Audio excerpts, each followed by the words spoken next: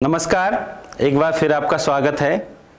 चूंकि आप हिंदी भाषा का उद्भव और विकास पढ़ रहे हैं तो आपके दिमाग में ये सवाल ज़रूर आता होगा कि कोई नई भाषा कैसे पैदा होती है। स्वयं हिंदी एक नई भाषा मानी जाती है। इसके इतिहास को हम अधिक से अधिक 1000 साल पहले ले जाते हैं। तो 1000 साल पहले ऐसे क्या घटित हुआ कि एक नई भाषा पैदा हो गई?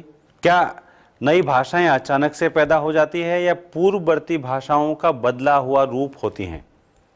यानी हिंदी की उत्पत्ति आप चाहे संस्कृत से साबित करें, अपभ्रंश से साबित करें, अभट्ट से साबित करें या किसी अन्य भाषा से, यानी उससे पहले एक भाषा थी, उससे एक नई भाषा कैसे निकली? भाषा विज्ञान की जिस शाखा में भाषाओं में होने वाले बदलावों और उन बदलावों जो नई भाषा का जहाँ से हम दावा करने लगते हैं, उस शाखा को ऐतिहासिक भाषा विज्ञान कहते हैं। ये कोई 1-2 वर्षों के बदलावों को नहीं, सदियों में जो बदलाव होते हैं उसका अध्ययन करते हैं। भाषा विज्ञान की वैसे बहुत सारी शाखाएं हैं। वर्णनात्मक भाषा विज्ञान, सामाजिक भाषा विज्ञान, ऐतिहासिक भाषा विज्ञान, और इस तरह की जो शाखाएं हैं वो भाषा विज्ञान के अलग अलग क्षेत्र है, उसके अध्ययन के क्षेत्र हैं। जैसे वर्णनात्मक भाषा विज्ञान है। वर्णनात्मक भाषा विज्ञान क्या करता है कि किसी एक खास समय में, एक खास कालखंड में भाषा की प्रकृति का, उसके स्वरूप का अध्ययन करता है। उस खास कालखंड में उसके शब्द कैसे निर्मित हो रहे हैं, उसके शब्द समूहों की क्या विशेषताएं हैं, उसका अर्थ कैसे निर्मित हो रहा है, उसके वाक्यों की संरचना क्या है। यानी वर्णनात्मक भाषा विज्ञान के लिए भाषा का एक पहले निश्चित रूप होना जरूरी है और किसी खास कालखंड में वर्णनात्मक भाषा विज्ञान भाषा के उस रूप विशेष का अध्ययन करता है, उसको व्याख्यायित करता है। इस तरह से समाज भाषा विज्ञान भाषा में होने वाले बदलावों के सामाजिक कारणों की पड़ताल करता है। भाषा में अलग अलग बदलाव होते हैं कि कोई बदलाव किस लिए हुआ, तो उस बदलाव को देखता है वो, अच्छा कि भाषा का एक रूप यहाँ पर विद्यमान है, इस तरह का विद्यमान है, एक दूसरा रूप इस जगह पर विद्यमान है और दोनों अलग है, तो उसके कुछ सामाजिक कारण भी हो सकते हैं, उसको वो देखने की कोशिश करता है। इसी तरह से एक प्रमुख शाखा है ऐतिहासिक भाषा विज्ञान। यानी भाषा में जब बड़े बदलाव होते हैं, उन बदलावों की प्रक्रिया क्या है। सामान्य तौर पर ये बदलाव 3 स्तरों पर होते हैं, लेकिन उससे पहले तुलनात्मक भाषा विज्ञान भी एक चरण आता है। जब वर्णनात्मक भाषा विज्ञान हो जाता है, सामाजिक भाषा विज्ञान हो जाता है, तो 2 या 2 से अधिक भाषाओं की तुलना करके भी हम भाषा संबंधी महत्वपूर्ण निष्कर्षों तक पहुंच सकते हैं। वो कौन से निष्कर्ष हैं, उसका निर्धारण उन दोनों भाषाओं की प्रकृति से होगा और किन चीज़ों का हम अध्ययन करना चाहते हैं उससे होगा। इन तुलनात्मक भाषा विज्ञान के लिए पहले 2 भाषाओं की उपस्थिति जरूरी है, उनका वर्णनात्मक अध्ययन हो चुकना जरूरी है। इसी तरह से जो हम जिसका अध्ययन करने जा रहे हैं, इसमें जिसके माध्यम से हम हिंदी की उत्पत्ति को समझने जा रहे हैं, वो ऐतिहासिक भाषा विज्ञान है। यानी इतिहास के कालखंडों में और लंबे कालखंड में, एक बड़े कालखंड में भाषा में कैसे बदलाव होते हैं, तो वो बदलाव मैंने कहा कि 3 स्तरों पर होते हैं। एक तो उनकी ध्वनियों के स्तर पर, दूसरे शब्दों के स्तर पर, तीसरा उसके व्याकरण के स्तर पर, जिसको आप कह सकते हैं कि जो उसका रूप भी उसमें आ जाएगा, वाक्य रचना आ जाएगी, साथ में उसके अर्थ के स्तर पर भी। तो ये जो बदलाव होते हैं जिससे कि हम कुछ समय बाद में एक नई भाषा का दावा करने लगते हैं, या कई बार वो भाषा पुरानी रहती है उसके नए रूप का दावा करने लगते हैं, ये बदलाव सदियों में होते हैं और इसके पीछे कोई ना कोई वजह होती है। सामान्य तौर पर इसके ऐतिहासिक कारण होते हैं, कुछ सांस्कृतिक कारण होते हैं, कुछ सामाजिक कारण होते हैं। उन कारणों का अध्ययन और भाषा में होने वाले इन बदलावों का अध्ययन ऐतिहासिक भाषा विज्ञान में किया जाता है। ये भाषा विज्ञान की दृष्टि से और खासतौर पर नई भाषाओं को समझने के लिए, उनकी उत्पत्ति को समझने के लिए एक बहुत महत्वपूर्ण विज्ञान है, बहुत महत्वपूर्ण विषय है। कई बार ये होता है कि जब आप ऐतिहासिक भाषा विज्ञान का अध्ययन करते हैं तो पूर्ववर्ती भाषा के पर्याप्त साक्ष्य आपके पास उपलब्ध नहीं होते। फिर क्या करें? मान लीजिए कोई एक भाषा का साक्ष्य आपको मिला, भाषा का एक रूप मिला कि भाई फला भाषा 12वीं सदी में इस तरह की थी।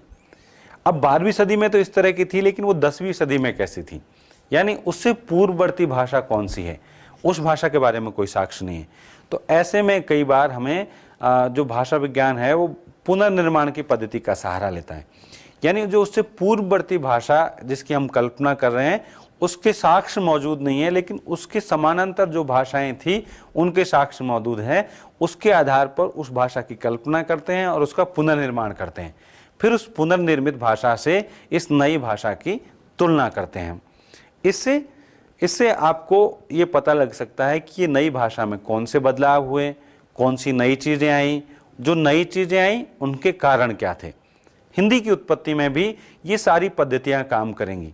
साथ में जो समाज भाषा विज्ञान है, यानी उसके सामाजिक कारण कौन कौन से हैं। एक ही भाषा के जो अलग अलग रूप अलग अलग जगहों पर मिलते हैं, अलग अलग समाजों में मिलते हैं, उसके कारण क्या है, कैसे वो प्रभावित करते हैं भाषा को। तो कुल मिलाकर के जो भाषा विज्ञान की जो एक महत्वपूर्ण शाखा है विभिन्न शाखाओं के बीच, वो है ऐतिहासिक भाषा विज्ञान, जो भाषाओं में बदलाव का अध्ययन करती है, लंबे समय में बदलाव का अध्ययन करती है। और जहाँ से हम नई भाषा का क्लेम करने लगते हैं, नई भाषा का दावा करने लगते हैं, खास तौर पे ऐसे बहुत बड़े कारणों का बदलाव अध्ययन ये करती है। कि दो तरह के कारण होते हैं भाषाओं में बदलाव के। एक तो उसके बाहरी कारण होते हैं, जिसको आप कह सकते हैं कि जो भौगोलिक परिस्थितियां हैं, ऐतिहासिक परिस्थितियां हैं, सांस्कृतिक परिस्थितियां हैं, उसके ऊपर साहित्यिक प्रभाव है।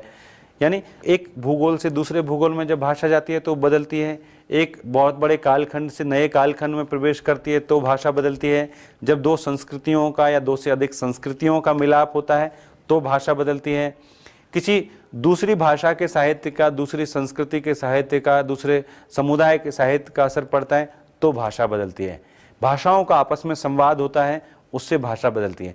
ये सब भाषा में बदलाव के बाहरी कारण हैं। इसी तरह से भाषाओं में बदलाव के आंतरिक कारण भी होते हैं, इंटरनल। कौन से आंतरिक कारण होते हैं कि कई बार हम क्या करते हैं, उसमें मुख सुख यानी प्रयत्न लाघवता, हम अपनी सुविधा के हिसाब से कई बार बहुत कठिन शब्दों को आसान कर लेते हैं। जैसे संस्कृत के बहुत सारे ऐसे शब्द हैं जिसको हिंदी में इस तरह से अपनाया गया है कि बहुत आसान कर लिया। जब हम ये तलाश करते हैं कि ये शब्द कहाँ से निर्मित हुआ, इसका रूट क्या है, तब हमको पता चलता है कि अच्छा संस्कृत के इस शब्द से निर्मित हुआ है।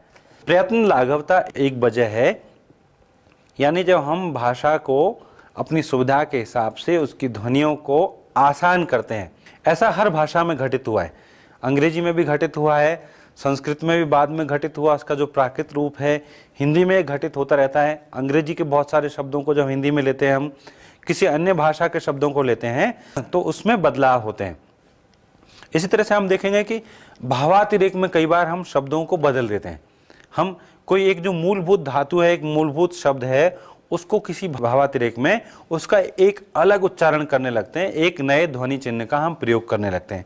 इसी प्रकार से कई बार हम शब्दों का अनुकरण करते वक्त भी जब उनका अनुकरण करते हैं तो अपूर्ण अनुकरण करते हैं, आधा अधूरा अनुकरण करते हैं। इससे भी भाषा में बदलाव आता है, इससे भी उसकी ध्वनियों में बदलाव आता है। इस प्रकार से जो भाषा में बदलाव आने के कुछ बाहरी कारण हैं, कुछ आंतरिक कारण हैं। जो भाषा को व्यवहार करने वाला समुदाय है उसके आंतरिक अंतर्विरोध और जटिलताएं, वो भी भाषा में होने वाले बदलावों के कारक हैं। कोई समुदाय बहुत ज़्यादा यात्रा करता है, दूसरे समुदायों से उसका लड़ाई का कोई रिश्ता है, वो दूसरे समुदायों से ज़्यादा संपर्क करता है, आदान प्रदान बहुत करता है, उससे भी उसकी भाषा में बदलाव आते हैं। इसी तरह से उसके ऊपर जो बाहरी प्रभाव पड़ते हैं वो भी भाषा में परिवर्तन का कारक बनते हैं। कुल मिलाकर के जब आप हिंदी के उद्भव को समझना चाहें तो भाषा विज्ञान की जो एक शाखा है ऐतिहासिक भाषा विज्ञान, वो आपकी मदद करेगी, वो आपको ये बताने में, समझाने में मदद करेगी कि भाषा में बदलाव किन स्तरों पर होते हैं और कैसे होते हैं, उसके कारण क्या है। तो इससे आपको हिंदी के उद्भव और विकास को समझने में भी मदद मिलेगी। धन्यवाद।